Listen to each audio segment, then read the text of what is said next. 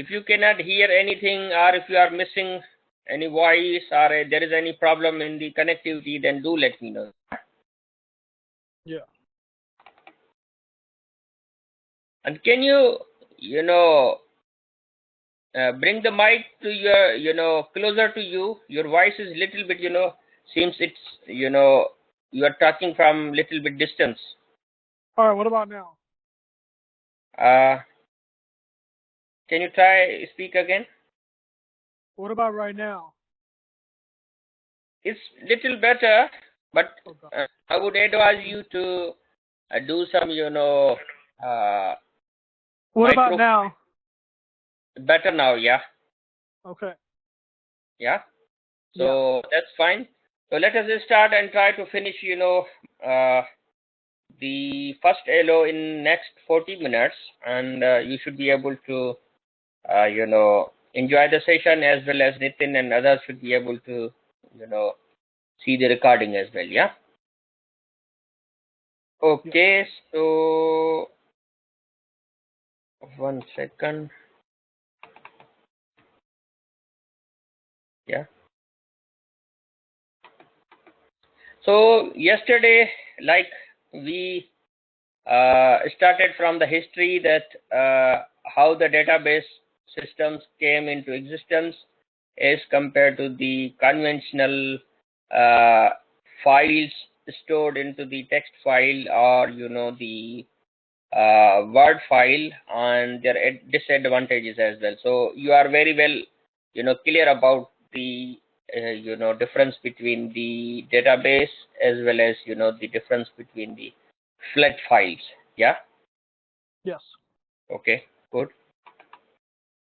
Then we discussed about the definitions of the database, and then certain characteristics, and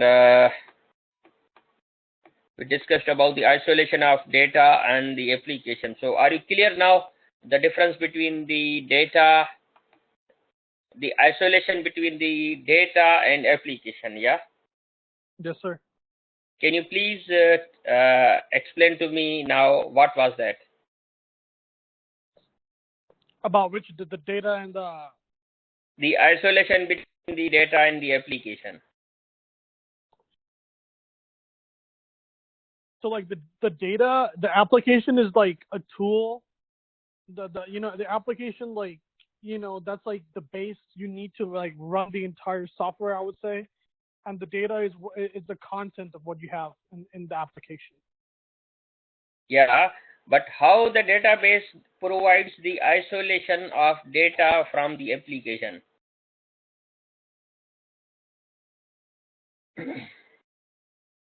How's the database provide the isolation of data from the application?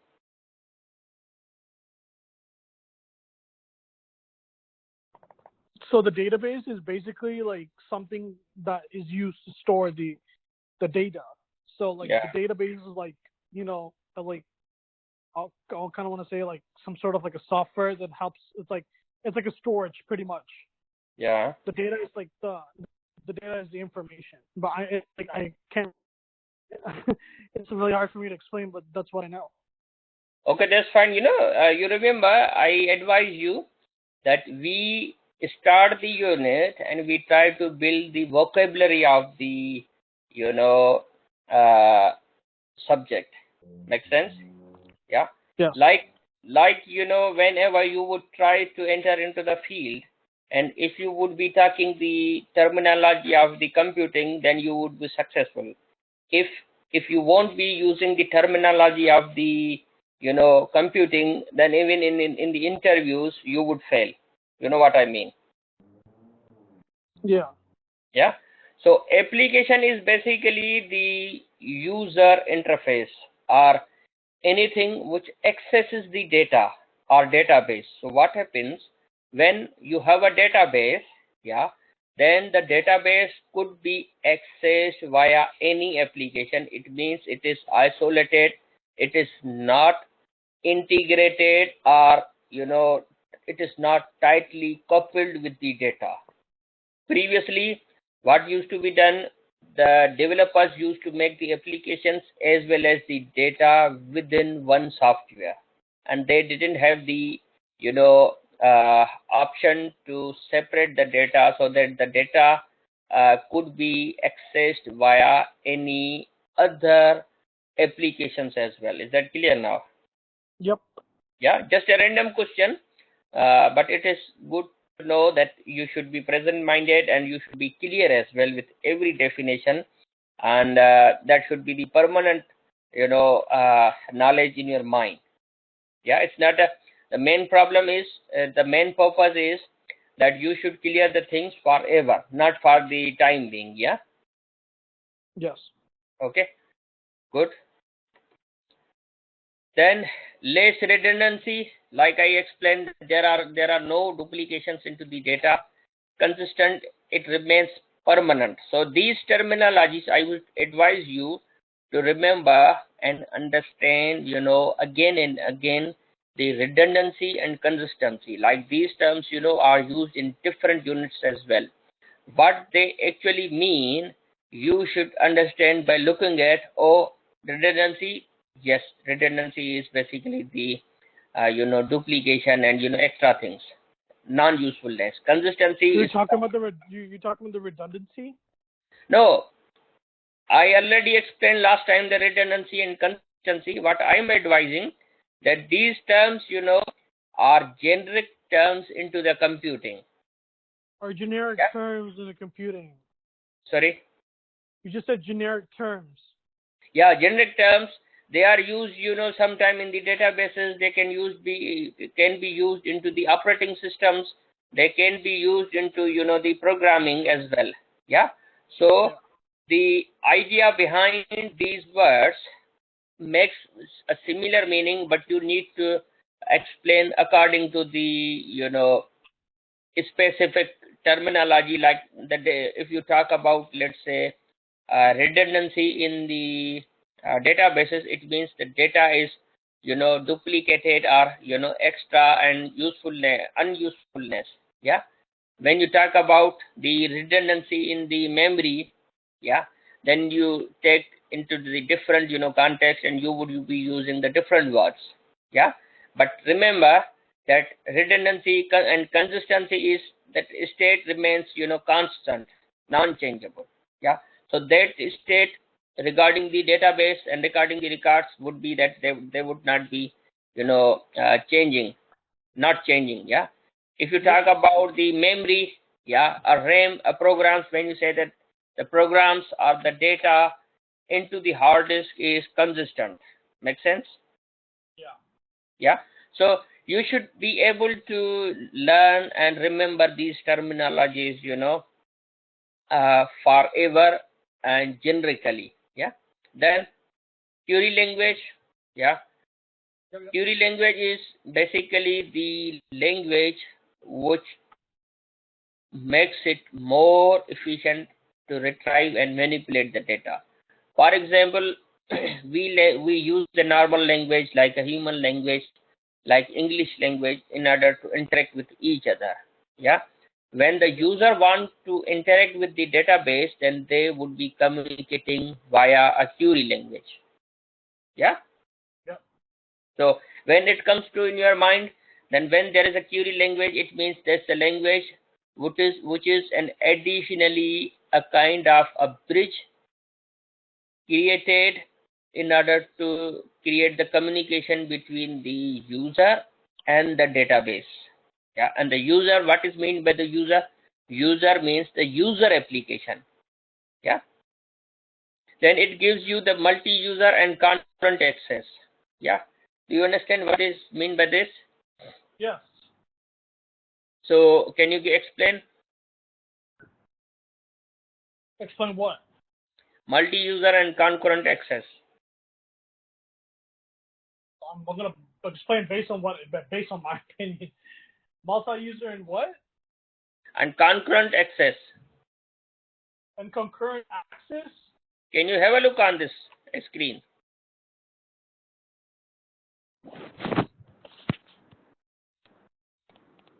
I'm going through the slides, you should be able to have a look that I am going through one by one. Yes, I am. I can't see it here. Yeah. I am talking about them, yeah. Yeah, no. Basically, okay, let me tell you, multi-user means previously an application was only limited to allow the access to one user. Yeah. But since the databases came into the existence, they allowed the isolation of the data from the applications. Then more than one users can access to the same database at one time, which is also the concurrent access. So more than one user and accessing at the same time is basically the concurrent access. That is the feature of the database. Yeah.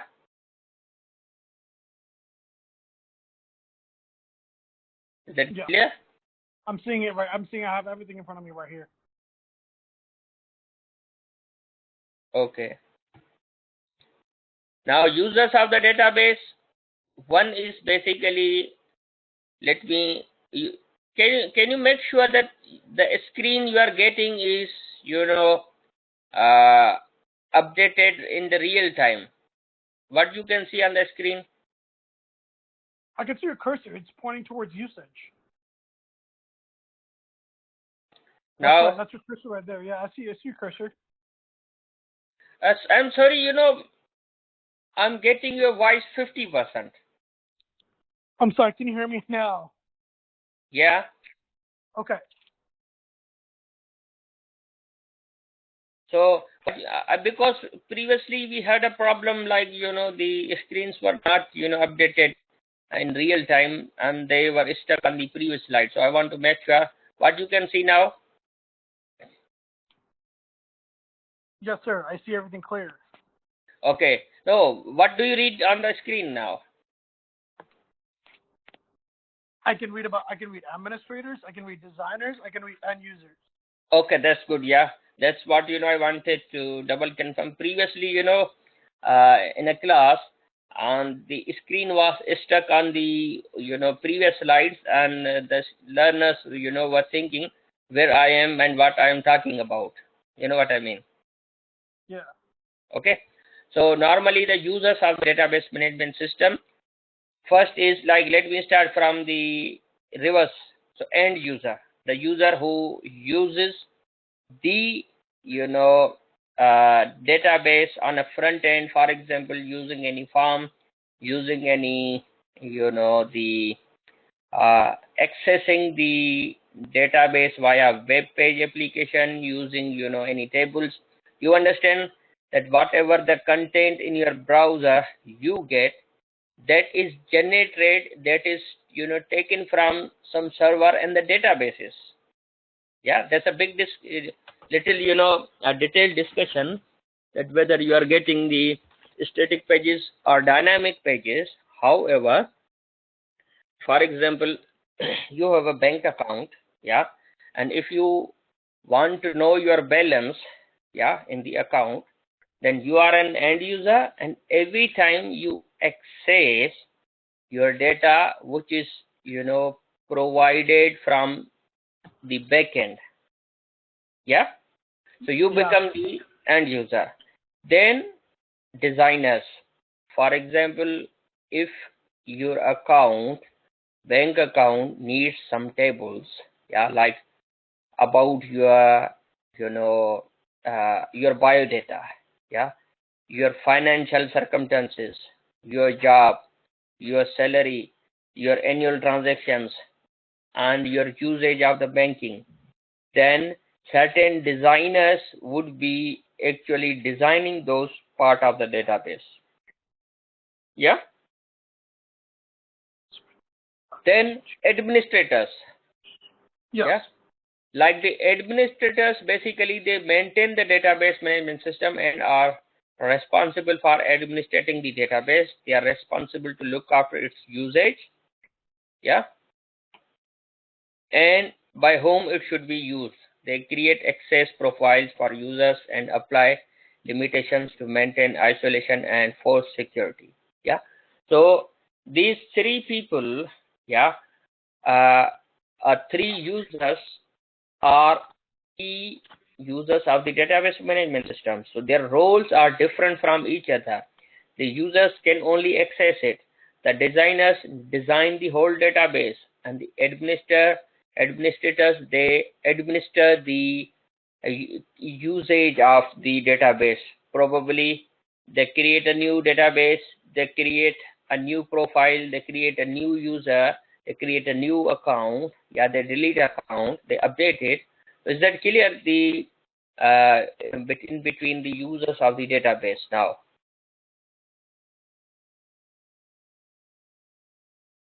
Yeah, is it clear?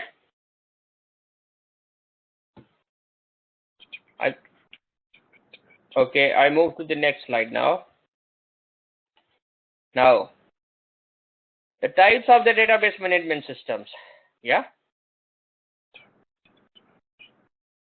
there are four structural types of database management systems: hierarchical databases, network databases, relational databases, object-oriented databases.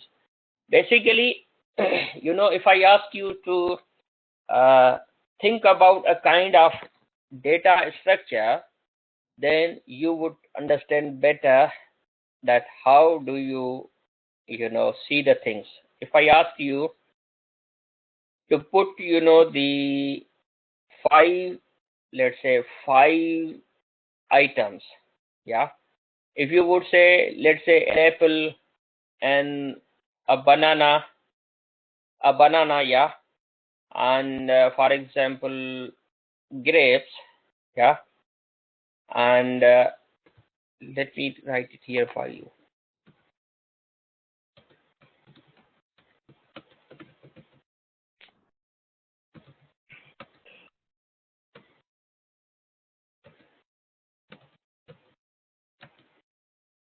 And can you tell me the fifth name of the fruit? Apple. I wrote already: banana, grapes, oranges, and maybe, let's say, lemon. That's not like a mango, yeah. Now, if I ask you to give the names, what you would be saying? Like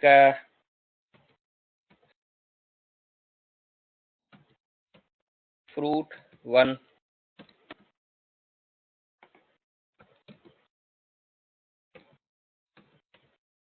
fruit 2.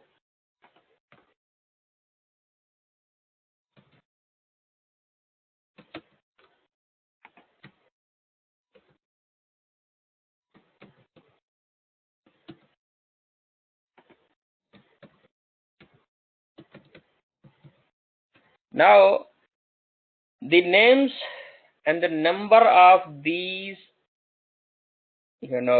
fruits is basically limited and hard to write.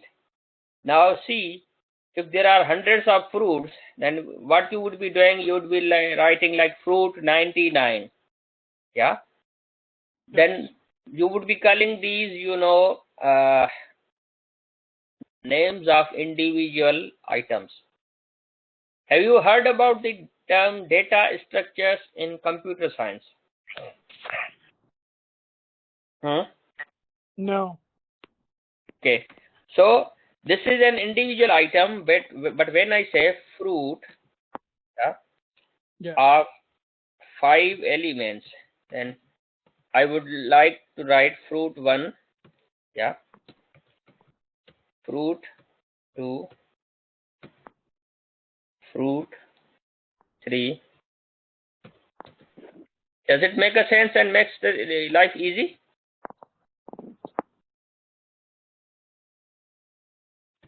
Does this make life easy? Yeah, that'll be easy. Yeah, that'll be easy. Yeah. So this is called an array.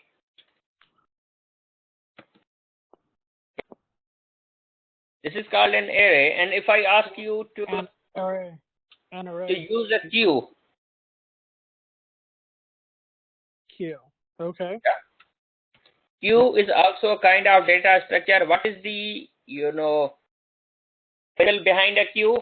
First in, first out. Okay. Makes sense?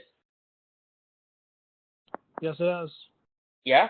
Like, if you are in a queue, first you will join the queue, then you would be, served first. Then there is stake. Yeah. That's right. Stake is basically when you create an stake of the plates. Yeah.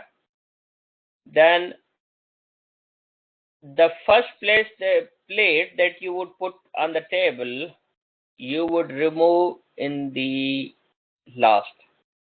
And last in, first out. The queue is FIFO, first in, first out, and the stake is last in, first out. Make sense? Yep. Yeah. So now in computer, these types of data structures are used depending on the need. Yeah. That's right. Okay.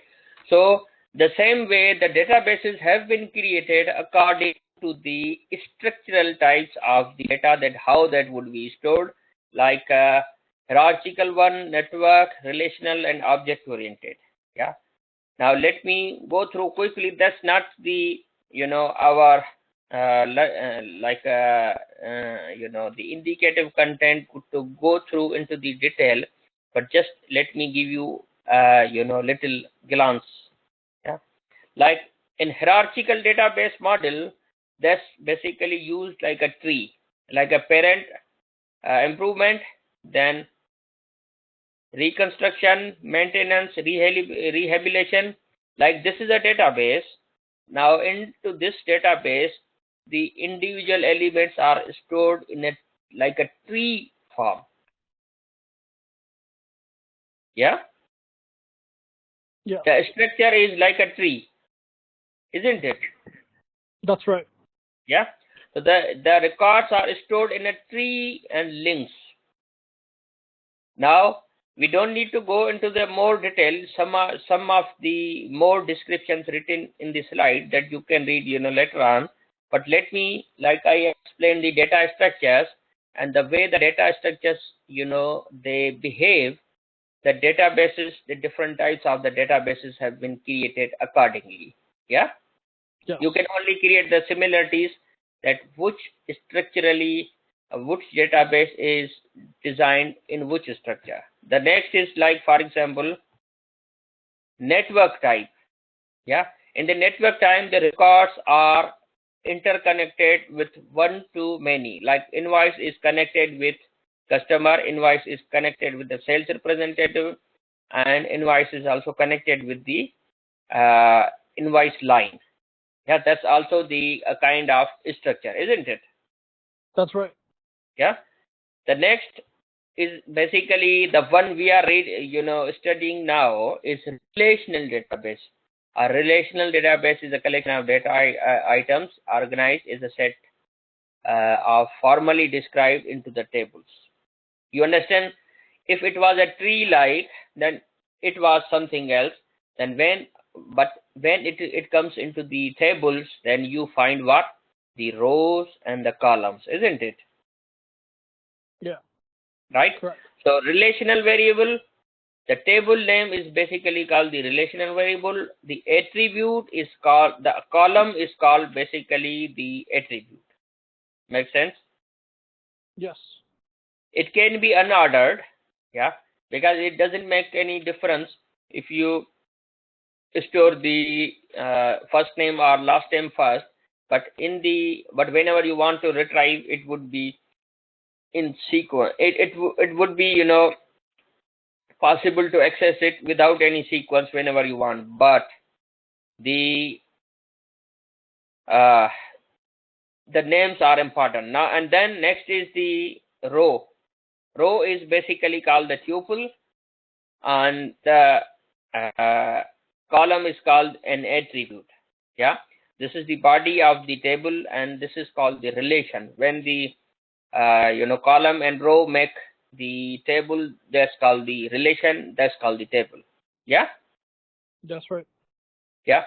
So when something is being discussed about the relational, it means based on the tables. When something is talking about some other structure, then that would be the kind of that database. Yeah. Then object-oriented database. In object-oriented database, everything the data doesn't look like into the table, but that is stored into the a kind of object like a maintenance report. That's one object. The instance you created an object of maintenance report. For example, one maintenance report is date, activity code, route, daily production, and you created another object. Like, let me tell you a simple example.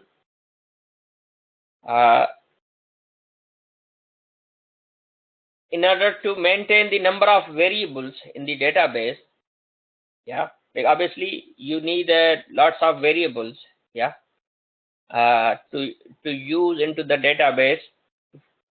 The object-oriented model of the databases allow you to create an object for an entity. For example, there is a scenario. There are the students, yeah, the nouns. A student is a noun, the teacher is a noun, a subject is a noun, yeah.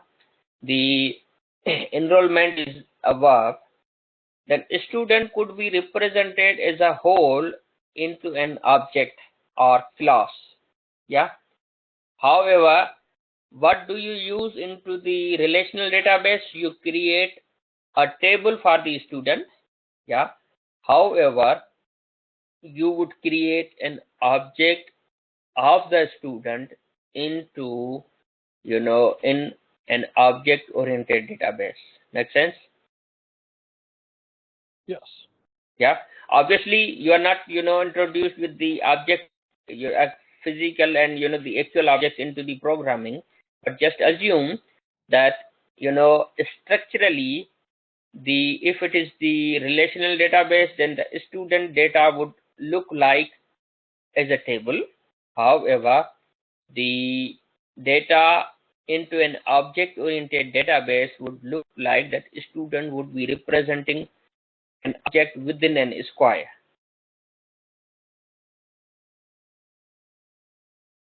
Make sense?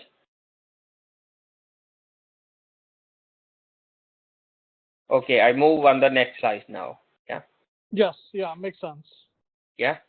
So basically, sorry, I cannot go into the depth of the data structures and the depth of the these type of databases, because that's not our main indicative content. We are only doing the relational databases. But one thing is clear, that we will be dealing with the tables instead of any other data structure like object oriented, network, or the other hierarchical data structures. Yeah. Yes. Now we talk about the data models. The data models define how the logical structure should look like.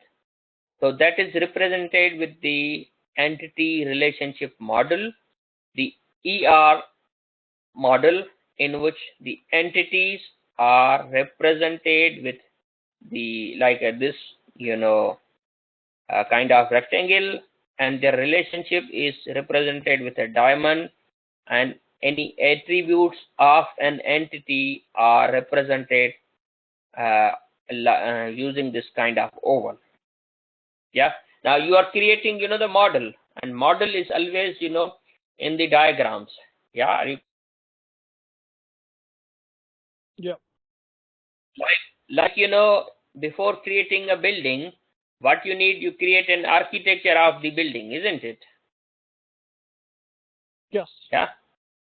And then here we are doing the database modeling, so these key components needs to be used, like attribute, entity, and relationship. Yeah. Now, like I explained, that any entity, yeah, can be a student, yeah, can be the teacher, and you need to define their attributes, yeah, and their relationship as well. Is that clear? That is clear. Yeah. So I think I don't need to read the the slide, and in my simple words, it should be very much clear. And sorry, because of the shortage of time, if the things are clear, then I should skip the the reading of the slide. Is it okay? Yeah. Yeah. So you can always repeat if you miss or forget my definition, then you can get these things from there. Yeah. Sure. I'm giving you the big picture, like, because you need to model the database. You need to, if you want to model the database, then you need to give the names to the things. Yeah. So entity would be a kind of, let's say, student in a scenario. Their relationships, their attributes. Student attribute could be the name, their roll number, their contact number. Yeah. Then that's right. Yeah. So again, the relational model, for example, representing for example like this way, and attributes like a student ID, the student name, the student class, student section. So row is called the tuple, and the column is called the attribute, and whole thing is basically the called table, and the database terminology, that's called a relation. Yeah. So this is what everything is defined into this slide. Yeah. Mm-hmm. Then schema. Schema is basically the structure of the whole database table or entire database. For example, if you have a kind of architecture of the building, yeah, and if the architectural uh, parameters are there. For example, if you created an architecture, let's say 5 rooms in a kind of a plot, yeah, or in a flat, then how would you know that what are the sizes of the rooms? Then you will have another kind of small table on the right hand corner, that for example 1 inch is equal to 1 meter in actual length.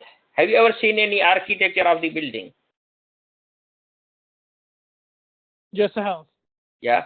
So like what you see in the architecture, then you define their measurements. Make sense? That's right. That's correct. In the same way, when you want to create a database about anything, then the structural definitions needs to be defined into the database schema. Yeah. It That's right. formulates all the constants that are to be applied on the data. So it explains all the constants, that how the data should be and how that data needs to be accessed and used. Make sense? Yes, makes sense. Yeah, about all the entities and relationships which occur in there. Yeah, makes sense? Yeah. Yep. Okay, then there are certain schemas. Yeah, like a physical schema. Physical schema basically would allow you to write on the hard drive, for example.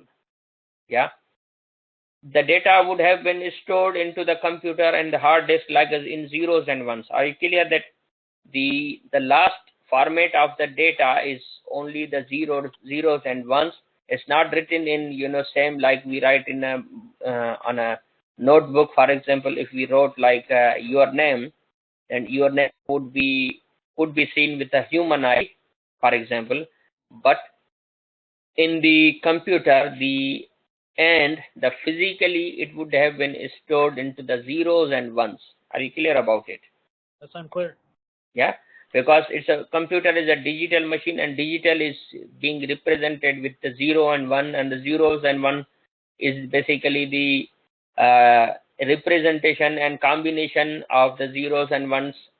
For example, it starts from the bit. Bit is a binary digit 0 and 1, and you can represent different values by using a bit. Like if you say 0, it means it has a meaning. If it is a 1, it has a different meaning. Like two things are in front of you. When you make a combination of 8 bits, it means you can represent like a 256 combinations. Yeah. So that combination of zeros and ones is giving you an option to give an alternatives to the characters. For example, if you want to type the A, alphabet A, then in computer that would have been represented with like a 13 bits. Yeah. Yes. So internally, the physical schema would be explaining that how the database would have been stored physically, and the logical schema allows you to create a kind of logical structure that would be, for example, like a tabular form, and then you should be able to view that logical data in a form of on your screen.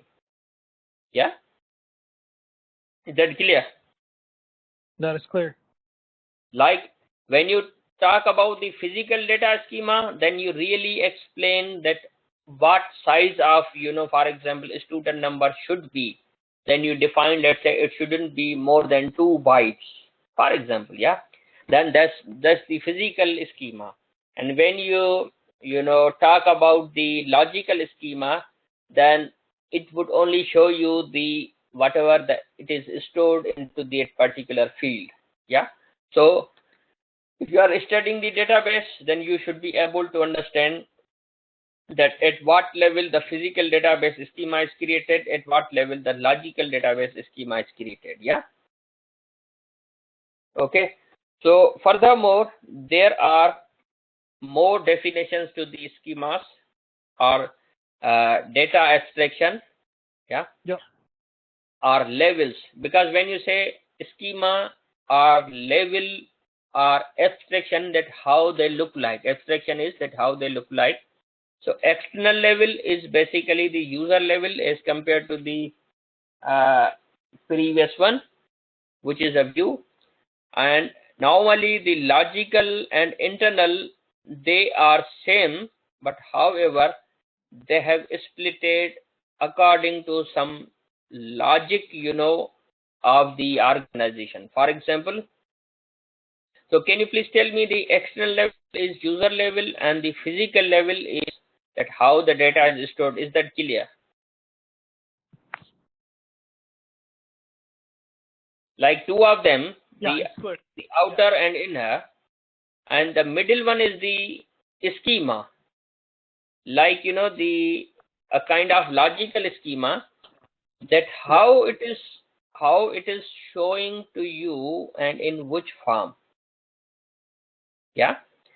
So it is further divided into two, like logical or conceptual, and another one is the internal one. What happens in the middle, sometime you need to apply the business logic as well. Yeah. So that's why internally you define that would that these physical level zeros and ones would look like into the tables. Yeah. Internal one. And then do you want to apply any further business logic behind them? Yeah. So that those tables should look like according to the need of the administrators or users, and then just show them on the user to the screen. Okay. So literally there are three. Yeah. External level and physical level and logical level. Yeah. But that can also be called as an internal level, right? So that's no need to go into the very depth until you do any research or master's or PhD into this. Just assume there are 4 levels of the data abstraction: external level, physical level, internal level, and or logical level. Yeah, is that clear? That is clear. Yeah. And yeah, thank you. And that you understand that how the levels, sorry. This is being recorded, right? Yeah. Okay, so can you please tell Samit to send me a recording, because this guy sends recordings twice and he never sends a recording after that. So I'm like literally lost. Okay, no worries. Normally the recordings are supposed to be, viewed from the, Moodle. Yeah. But that isn't the case, because when I go onto Moodle, Yeah. I don't even find the recording. It's not in there. Okay, that's fine. No worries. We'll make sure that you would get the There's a recording. Yeah, There's a recording definitely. for 8 minutes. I want something like 1 hour. You know what we're talking about. I don't get something for an hour. I get something for like 8 minutes. Okay, yeah, you will get it, and you would, I will make sure that those recordings, the link to the recording should have been updated as well. For example, the recordings, would have been done with different batches as well. Like in Moodle, there would be a recording with other batch, yeah, but we will be creating a link to the recording which was done with you as well, or maybe the date, today's date would be, mentioned there. Is that okay? Yeah. That's right. Yeah. Okay. So let me quickly finish, a few more slides so that the LO one should have been completed. Yeah. Yeah. Okay. Now, as I explained these, levels already, external, the user level one, the logical one, which allows you to create the structures, and internal, is an additional one, and the physical one, that how, the data would be stored into the bits and bytes. Now, big data. Have you heard about the big data? No. Okay. So, that basically, the sudden jump is that there's the next indicative content, item. After introducing the databases, there's a big data. If anything that cannot be stored into the database, yeah, that is stored into the big data. Big data is basically the collection of largest data sets that cannot be processed under traditional computing techniques of databases. Yeah. So big data, the one of the example is black box data. The in helicopter or airlines, yeah, they use a black box. Yeah. The black box stores every single movement, yeah, of airline usage, that how the airline is going, what noises are there, what indicators are there, what warnings are there. Everything is stored. So that is being done using the big data. That's one of the application of the big data. Yeah. Then Right. social media data. Social media, if you imagine that the Facebook that you are using is I'm sorry, not. but how long more do we have left? I won't take more than 10 minutes. Let me, finish this. Or if you want to, log off, then you can. I would, complete these slides, yeah, and then you can, watch these, recordings. It's up to you. Okay. Let me know. If you want to leave now, then I would, continue without questions and answers. If you want to remain with, online, then you can, I would be interacting with you as well. Just let me know. Sure, I'll let you know. Thank you very much. Thank you. Okay, so you are leaving now, yeah? Yeah, I'm going to leave right now, and I hope this recording is saved, because I'm going to come back and watch the recording. Okay, that's fine. So let me, complete the remaining slides, and I wish you all the best, yeah? Thank you so much. Thank you. Yeah. Okay, no worries. Thank you. Yeah. So big data is one kind of the application of the, is black box, which is used in normal airlines, helicopters, yeah? Social media data is also not an ordinary database, it's an extraordinary database which holds the millions of the users, and the way the data is stored into the database becomes limited. However, by using the big data technology, you are able to do that very easily, like stock exchange data.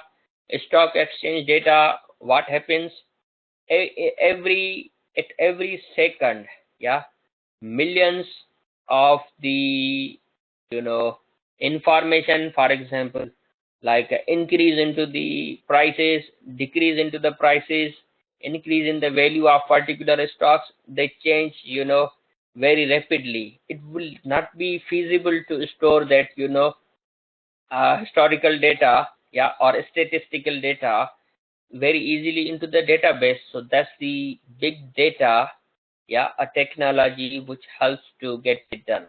Then search engine data, the search engines also are the application of the big data. Without this, normal databases cannot be cannot perform well.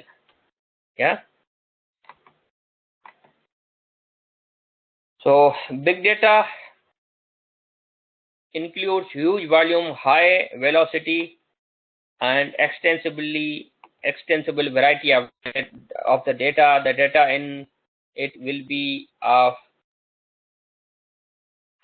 three types: structured data, the semi-structured data, and unstructured data. So when the big data is using the type of the database, then if it is using the structured data, then that would be the relational data. The semi-structured data would be used using XML, extensible markup language. Is also kind of the way the data can be used. Probably if you are introduced with the HTML are the tags which hold the contents of the browser view, the items to be shown on the browser. However, the XML is similar to the HTML, but it is purely used to contain the data, to hold the data. And once anything is in the XML, then it could be accessed via browser, via the other applications, and it's also a kind of XML. It can also be called a kind of data store point. And the unstructured data from Word, PDF, text, media logs. So these kind of data is being used by the big data. Yeah. Now big data management is basically this is being recorded, right? Sorry? This is being recorded. Can I leave right now? Yeah, it's up to you. Yeah. It's already being, the recording is already on.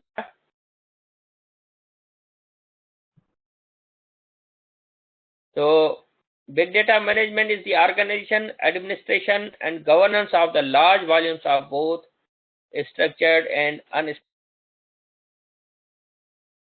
So the goal of the big data management is to ensure a high level of data quality and accessibility for the business, intelligence, and big data analytics applications. So like I explained that the things which cannot be done under the normal databases, they are done with the big data, and the big data has a management.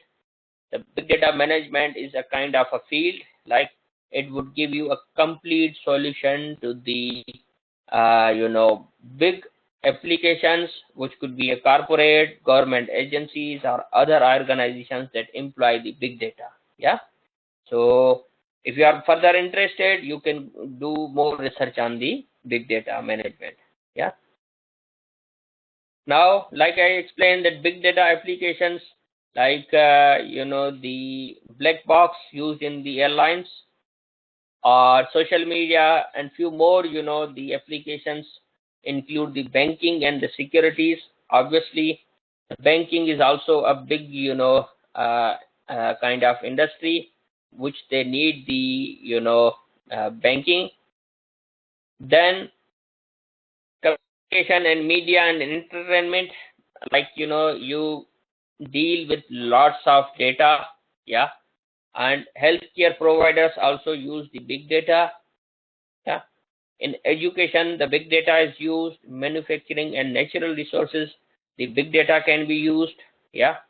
And yeah, so these are the applications of the big data. I'm sorry, because of the time and lots of literature available on the big data. I'm just listing out and reading the type of the applications. Yeah, further you can read and go through the depth of the big data, yeah, whenever you want. It really depends on your interest as well. Yeah, the next indicative content is the transaction processing. Yeah, so transaction processing related with the databases. Now that's the another uh, indicative content. I am following the indicative content of the uh, from this let me show you from this course specification. The indicative content we discussed earlier: database management systems, database architectures. We discussed about the big data and the transaction processing. Data integrity has to be discussed, and the transaction processing. Yeah, so after explaining the database management systems, the architectures, and the big data, the next indicative content is we'll talk about the transaction processing, data integrity. Yeah, so transaction processing is the concept where the transaction processing is the information processing that is divided into indivisible operations called transactions. Each transaction must succeed or fail as a complete unit. It can never be only partially complete. So when it comes to the transaction processing, obviously we are trying to understand the architectures of these things. Yeah, the architectures of the databases, their managements. Yeah, and the transaction processing system obviously would be using a kind of database. What does it say? That anything which has to be either fail or successful. For example, if you want to transfer a money to someone, then the two things are to be done must. First, that if the money is taken from your account, that must need to be transferred to another account, and then it should be committed. It cannot be the case that the money is taken from your account and other account did not receive, or if another account received the money and your account is not subtracted, then it cannot happen. So due to any reason, if it fails, then the transaction will not be complete and rollback would be performed. Like for example, if the money was taken from your account and if it did not reach to the other account, then a rollback would be done to reverse the money in your account. Yeah, so all these type of the transaction processing systems work on this concept. Yeah, information processing system for business transactions involving the collection, modification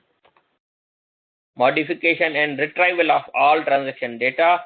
The characteristics of a transaction processing system includes performance, reliability, and consistency. So when you really need the performance, reliability, and consistency, you need to use the type of transaction processing systems. They are a kind of the databases, but they are the specialized type of the databases. Yeah.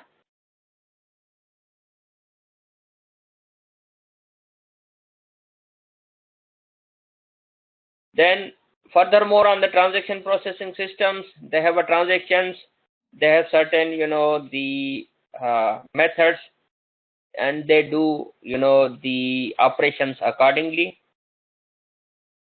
There are certain operations into the transaction processing systems, like a begin transaction, read item or write item, end transaction, commit, rollback. That I explained earlier, that if anything goes wrong, then rollback would put the things on actual place. And commit is basically if the both of the ends are done well, then a commit would perform a complete successful task, which would be stored and it could not be undone later on. Yeah? A commit means commit. Yeah, means fixed. Then there are certain states into the transaction processing systems, like active, partially committed, uncommitted, or failed, aborted. Yeah. So like these systems, when you try to understand the logic behind it, how they work, then you can see that if the transaction is active, partially committed, for example, when try to use the ATM machine in order to withdraw the money. Yeah, when you enter the your pin of the card, then it says, okay, we are communicating with the your bank now. Then you are given certain few seconds on the screen. Then it says partially committed, like you say the transaction is completed and wait for the card or the payment. Then once you got the payment, you got the cash, then it says committed. Sometime it says failed, sometime it says aborted. So these are the states in the transaction processing systems. Yeah. Then OLTP, online transaction processing, is a class of software programs capable of supporting transaction oriented applications on the internet. Yeah. So the normal architecture of the transaction process is that much clear, and when it comes to the online transaction processing, then this idea, this methodology is further given the name of online transaction processing. And obviously that has a kind of models, the financial transaction models, like customer relationship management and many more exist over there, and they work according to the the need and the nature of the requirement. Yeah. So OLTP is one kind of the transaction processing system. Yeah. Online analytical processing server is based on the multi-dimensional data model. It allows managers and analysts to get an insight of the information through fast, consistent, and interactive access to information. Yeah. So in addition to the these are type of the systems basically. Yeah, you might be confused that how these names are coming suddenly, and the new things. So any kind of the technology, for example, where you need a multi-dimensional data model. Yeah, the managers and analysts, they want to see the insights of information from different perspectives. Yeah, then you use the online analytical processing server, and that's also a kind of the transaction processing system. It helps you to explore the things differently and enhancedly as compared to the normal databases. Yeah. Then data quality management, that's an administration, yeah, type that incorporates the role of establishment, role deployment, policies, responsibilities, and process with regard to the acquisition, maintenance, disposition, and distribution of the data. Yeah.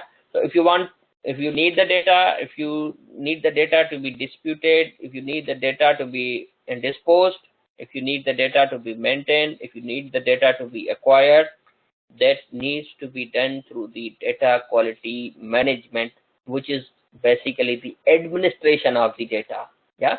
So don't forget the terminology.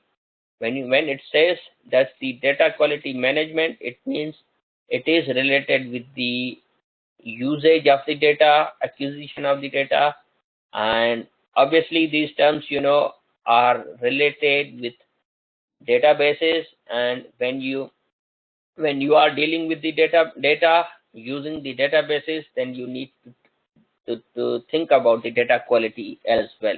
Yeah.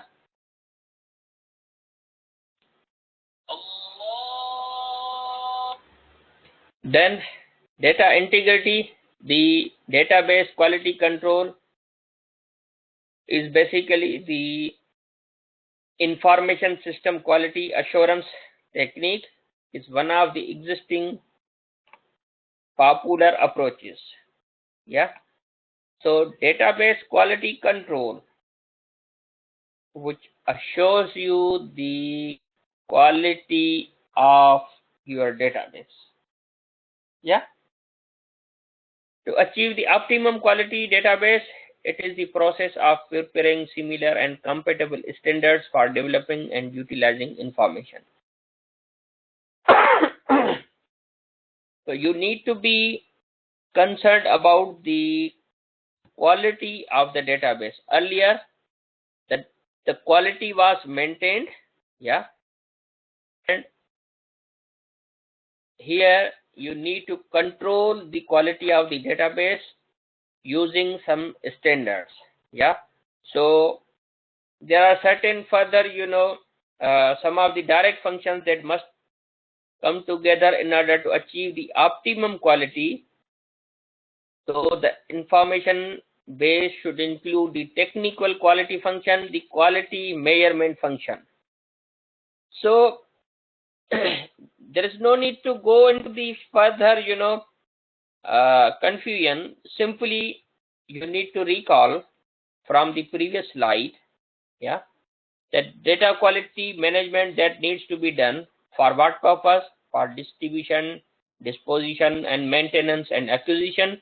And how you need to control? You should have some standards adopted in order to control the database quality, yeah, and which includes like technical quality functions, like a quality measurement function. What does the technical quality function consist? This consists of the activities of the quality requirement, quality specification, and quality planning. How you want the quality and which level of the quality you want. The quality measurement function given for quality element in a database, one can develop a goal regarding the percentage of non-conformities allowed. So the function itself is activity of the quality requirement, which specifies and which plans that what quality you need, and the measurement which allows you to give a kind of measurement, yeah, at what level of measurement you need the quality. So these functions, yeah, the quality management function and the technical quality function help you to provide you the database quality control, yeah, which should be managed for the purpose of distribution, disposition, maintenance, and acquisition of the data, yeah. Then data integrity. Next is the data integrity, is the maintenance and assurance of the accuracy and consistency of the data over its entire life cycle. If the data has the integrity, it means it has the assurance, it has the, a peace of mind that it is accurate and consistent, yeah. Remember, I told you that, consistency is that it is non-changeable. You cannot say that if the data is data has the integrity, then you do not expect any change into the data, yeah. So you need to be concerned about the accuracy and assurance of the data, that the accuracy is assured very well. So that's about the data integrity. Furthermore, there is a more, talk about the data integrity, but in simple words, you should be assured that the data is, accurate and there is no any data corruption or loss. Because if the data is accurate, then there is no any corruption of the data loss. So next paragraph is about this, about the, let's say, how the data cannot be accurate. The data cannot be accurate because it could be lost or the data could be corrupted, yeah. Data security refers to the protective digital privacy measures that are applied to prevent unauthorized access to computers, databases, and websites. So you need to provide the, authorization to the database in order to give a security to the database. So data security is also known as the information security or computer security. Examples of the data security technology include the software, hardware, disk encryption, backups, data masking, and data erasers. Yeah. So how you provide the security? You can provide the security through the software. You can provide security through the hardware. You can encrypt your data. For example, encrypt your disk. For nowadays, like portable hard drives, they come with a passwords. If you don't know the password, then nobody can access your data from the disk even. You can create the backups for the security purpose. Data masking, you can create the duplications of the data. You can manage the data. You can erase the data. Whatsoever the risks are involved, you can define under the data security. Yeah. So I end this session now, and I hope you should enjoy the recording, and I would see you for the next learning outcome in the next slide. Yeah. Okay. Thank you. Bye.